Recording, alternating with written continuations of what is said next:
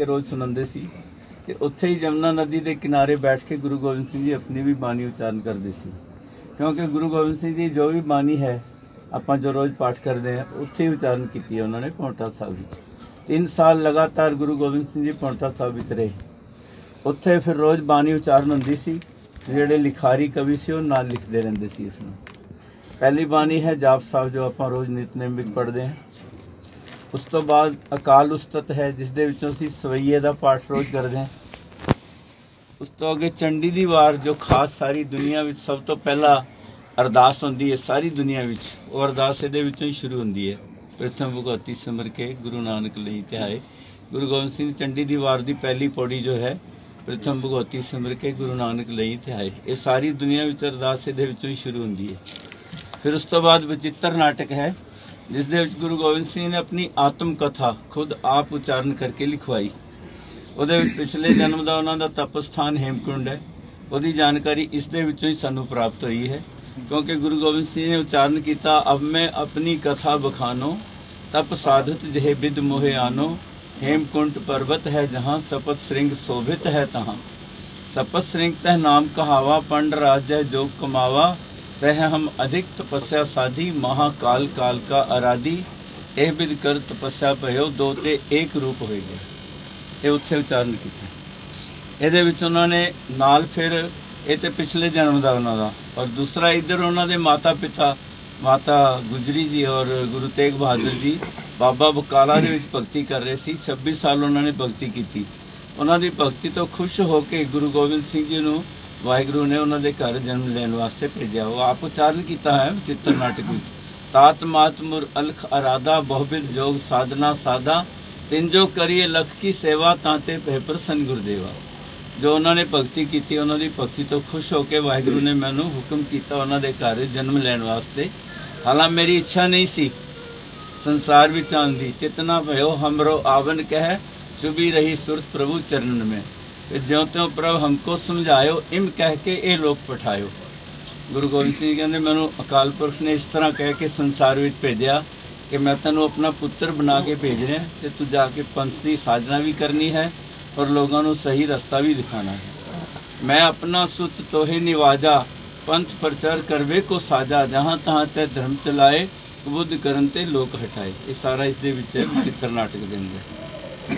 उस तो बाद फिर गुरु गोबिंद सिंह जी तिन प्रभ जब आयस मोहे दिया तब हम जन्म कलू मिले।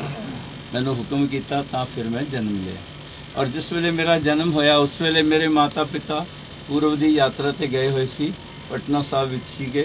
तही प्रकाश हमारा भयो पटना शहर विखे पौ गए, उत्थे मेरा जन्म होया। उस तो बाद गुरु गोबिंद सिंह जी ने जो भी उन्होंने जीवन में घटनावां हुई हैं सारिया विचित्र नाटक के उन्होंने दर्ज की है।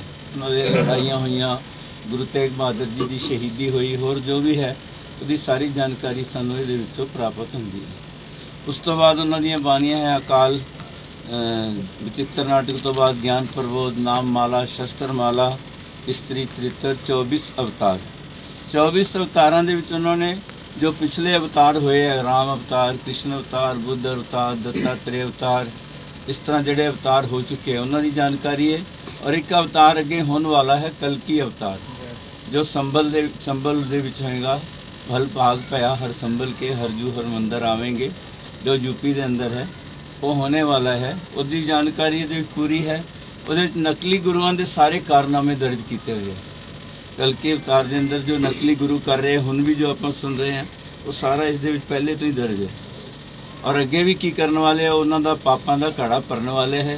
फिर उस तो बाद जो कल्कि अवतार आके पापियों को सोच के फिर सतयुग शुरू हो जाएगा। सतयुग आयो मन सुख पायो इस दे विच दर्ज है सारा कल्कि अवतार के अंदर। उस तो बाद फिर गुरु गोबिंद सिंह जी पौंटा साहब तो फिर आनंदपुर साहब आए चमकौर साहब लखी जंगल माछीवाड़ा मुक्तसर होके फिर आए दीना कांगड़।